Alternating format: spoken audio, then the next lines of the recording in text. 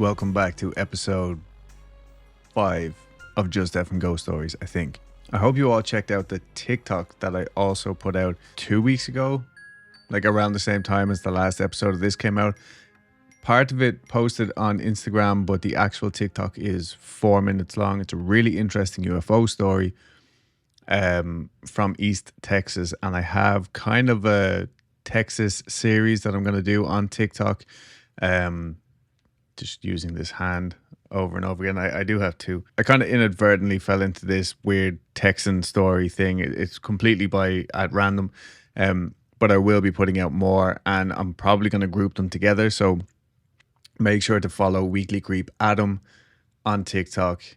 TikTok is very new to me. I don't enjoy it, but I do like making the videos. So, that would be cool. Definitely check that out for like more little short stories. As always, please make sure to rate and review on Spotify, iTunes, YouTube. If you're not already subscribed, please subscribe, comment, do all that kind of good stuff, like the videos. And yeah, as always, feedback is greatly appreciated. If you have a story, please send it to justfandgostories@gmail.com. It will be read on the show. And yeah, let's get on with the ghost stories. The following set of stories is from pendant_fawn. I'm not gonna lie, I'm a little drunk, so sorry for any spelling errors or whatever. Anyways, I'm a preschool teacher and kids are weird, and we all know that they are in tune with the paranormal, right?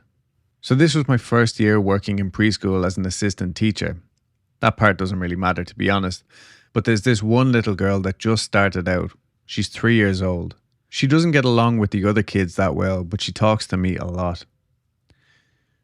She goes on and on about this other kid, presumably a sibling or something.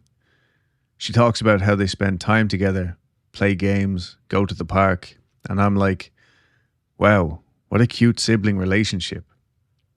The name of this other kid is obviously a real name and something a 3-year-old wouldn't come up with. So one day, when Dad is picking her up, I'm making small talk and I say, when am I going to get to meet insert name of presumed sibling here? The student talks about her all the time. Dad gets quiet, like he knows, but wants to pretend like he doesn't. And then he's like, who? And I say, oh, I thought she had a sibling. Insert probable demon's name here. She talks about her and all the fun stuff they do all the time. And Dad says, no, she doesn't have any siblings. So then he doesn't say anything else and it's awkward, and he leaves with his kid quickly.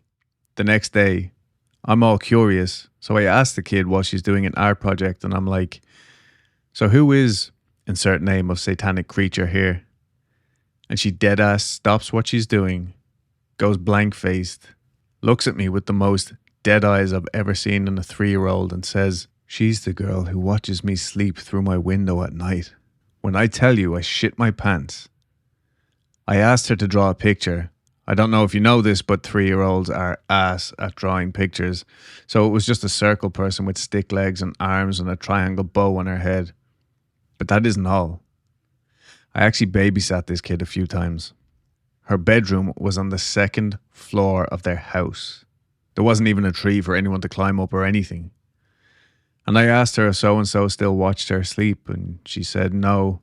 Mommy and Daddy went to a church and, insert her special friend's name here, stopped coming over to play with me. If you're interested in hearing more scary stories I've heard from preschoolers, then let me know.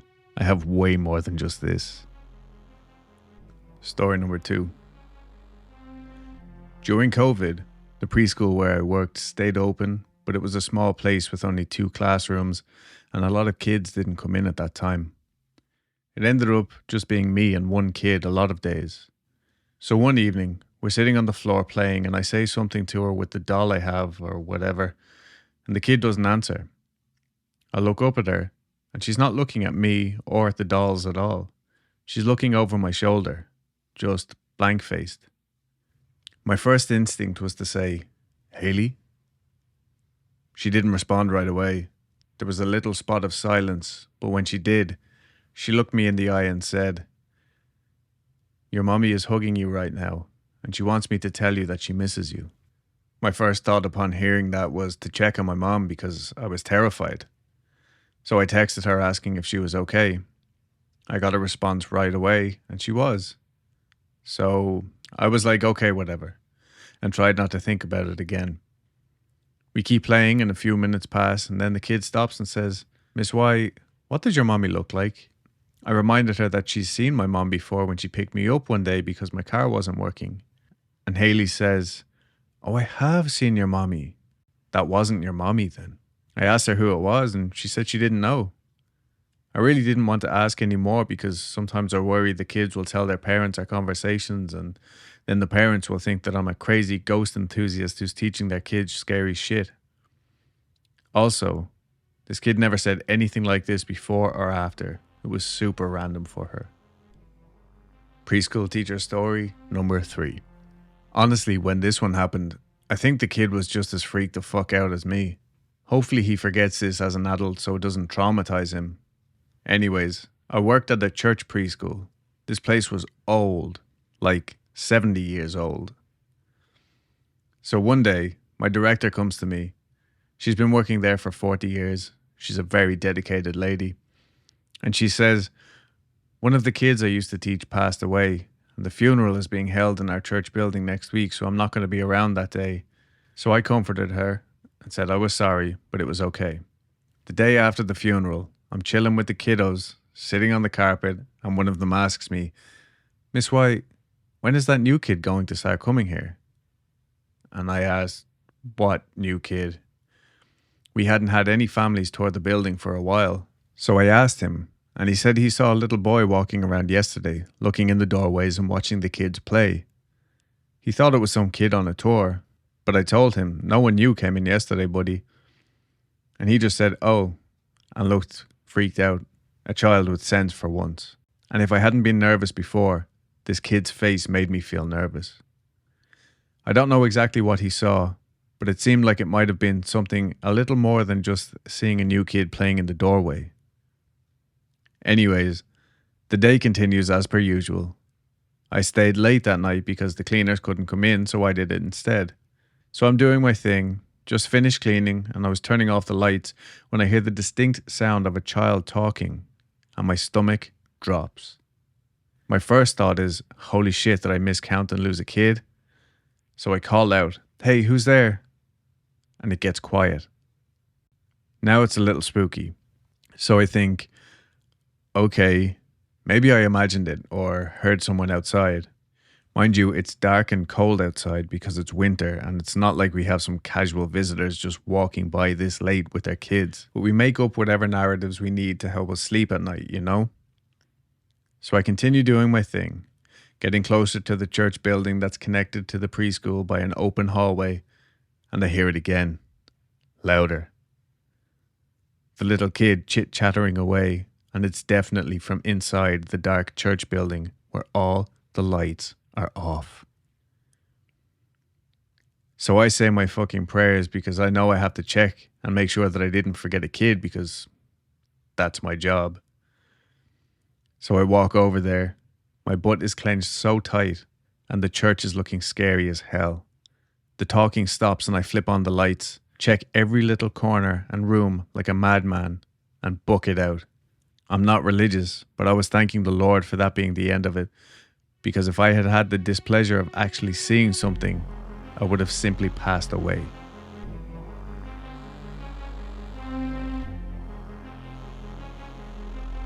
The following story is from Dawn 2 Kells.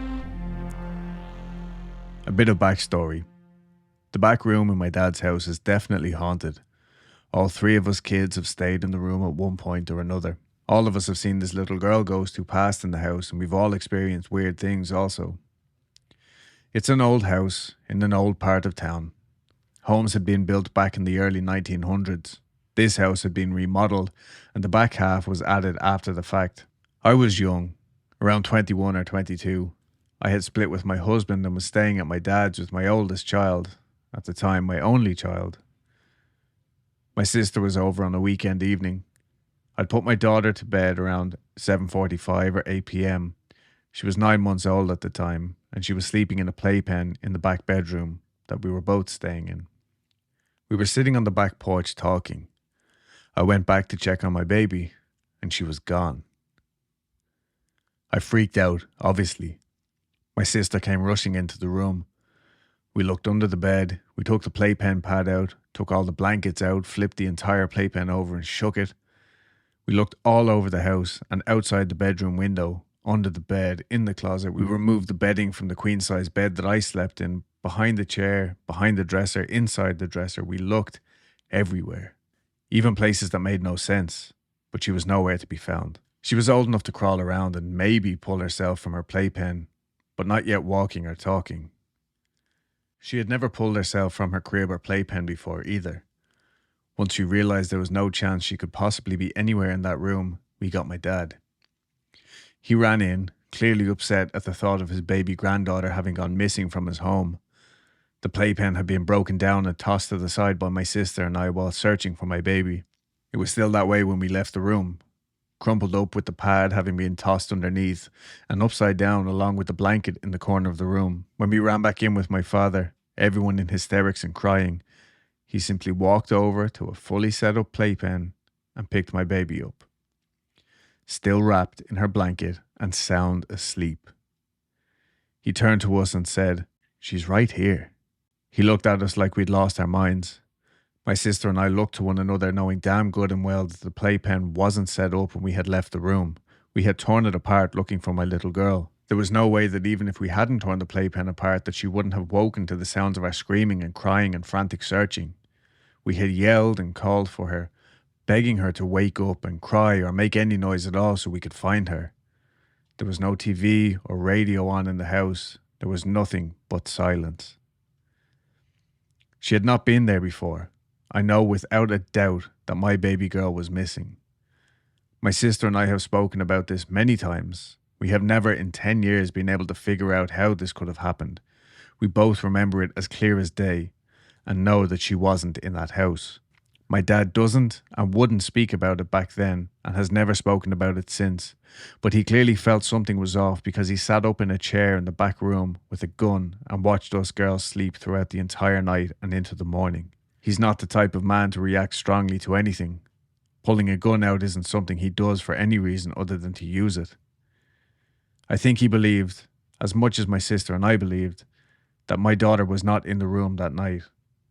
I often wonder where she was in that 10 to 15 minute window, but then again, I'm scared to find out. She has grown into the kindest, sweetest, most loving 10-year-old I could have ever asked for. I am beyond grateful to have my sweet bug in my life and thankful to whomever or whatever returned her to me unharmed. I just cannot fathom the thought of her being gone, and I wish I knew where she'd been taken to, and by what or who, and if they hurt her or did anything. I've been thinking about this for over a decade now, and just can't figure it out. Maybe someone else can give me some idea of what happened, or maybe somebody else has experienced something like this as well.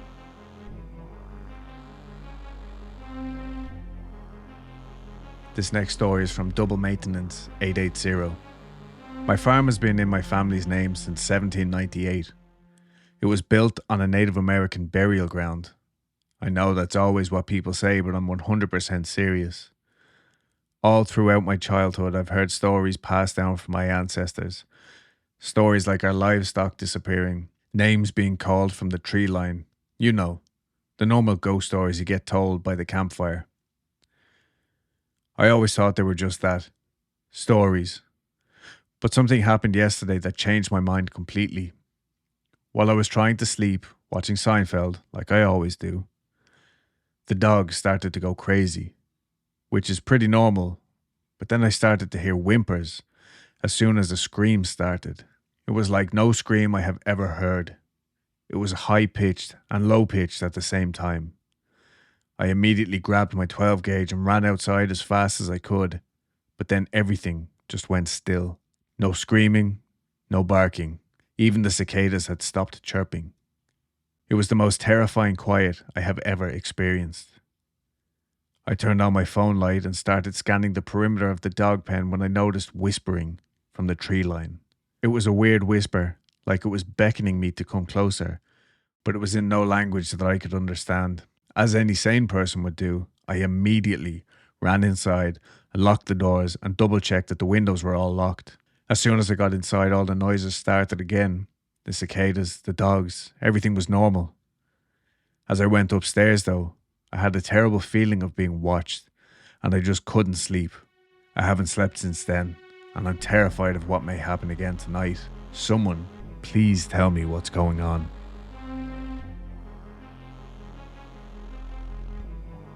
Our final story for this episode comes from Puzzled Perception 420. So when I was younger, I lived in a trailer and I don't know how old it was. To set the scene, I had a long bed, and at the end of the bed, there was a dresser with enough room to put my legs in between the bed and the dresser.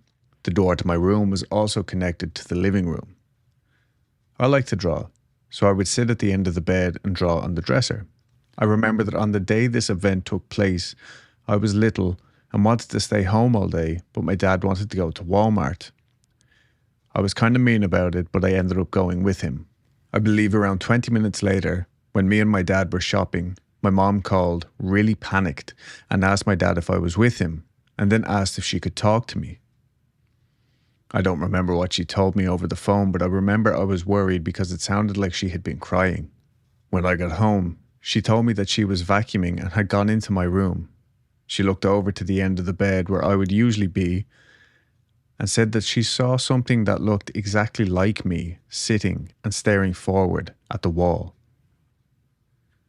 She said that after a couple of seconds, the thing turned to look straight in her eyes and slowly started grinning at her. She got scared and ran to the living room, where she called my brother crying. He ran from his room to the living room. From what he told me, she was crying a lot and was hugging him really hard. After I was told what happened, I was kind of freaked out, but didn't think too much about it. Later that same day, I wanted to draw, but my pencil had fallen through the space between my bed and onto the floor. I climbed under my bed to look for it, and I found 2 little Bibles hidden under there, although I always leave them in a different dresser since I'm not that religious, but never like to throw the Bibles away out of respect for my mom's beliefs. We don't live there anymore, but I will never forget about this event since I don't know what could have done that. I do know that my mom was scared because where she is from, they say if this happens, something bad is going to happen to the person. After that, we still experience little things in that home and in our current home, but we haven't experienced anything like that ever again. But I do remember that if we ever left to go somewhere, or if we played outside, I would always look at the window, expecting to see something looking at me. It was like instinct at that point.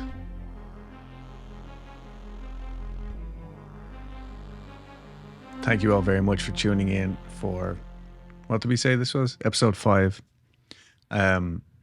As you can see, I've changed my clothes, I think 4 times throughout editing this, because it's taken me about 3 or 4 days to just get this episode done because of just stuff getting in the way, loud noises outside, that kind of thing. So I do appreciate everybody's patience. Weekly Creep will be back on the 26th of August. That's the day we're putting on it. If all goes to plan, 26th of August. I'll be announcing it on Instagram soon. I know people are getting antsy for more episodes, and trust me, this next series is going to be a doozy. So yeah, if you enjoyed this episode, please like, subscribe, rate, review, all that good stuff. If you have your own personal stories that you would like to send me, make sure to send them to justfandgostories@gmail.com. Reach out to me on Instagram, reach out to me on TikTok, where you can see new videos. I just put one out about the Galveston Walmart, the haunted Galveston Walmart. It used to be an orphanage like 120 years ago. So yeah, watch the video. It's cool. I love the story. And yeah, thanks as always. We'll see you guys on the 26th, and hopefully before then for another episode of Just Effing Ghost Stories. Bye.